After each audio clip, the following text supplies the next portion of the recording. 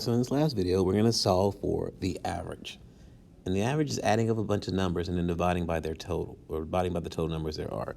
So we have four numbers, A, B, C, and D, divided by four numbers. That's how we get our average A. In this particular case, I want to solve for C. So to solve for C, let's rewrite this out again. We have the average is equal to little a plus B plus C plus D. And we're going to divide that by 4. So here, I want to isolate the variable C. I want to isolate the variable C. And to do that, the first thing I'm going to have to do is I want to get rid of the fraction. I don't like fractions, and I know that I can undo this multiplication, this division. That's what a fraction is. I can undo that by multiplying. So I'm going to multiply both of these sides by the denominator of 4. And when I do that, I get 4 times A is equal to A plus B plus C plus D.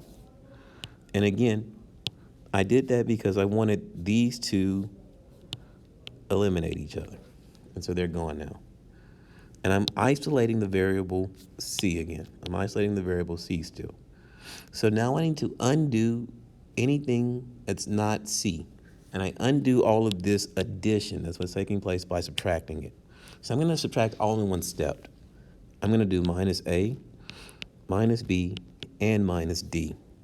Because when I do that now, I get 4A. I'm going to subtract that from the other side of the equation.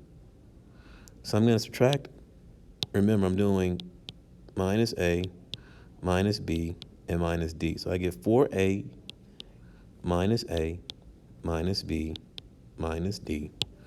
That is equal to the variable C, which is by itself now. And this is the variable C isolated, and we've solved the literal equation for C.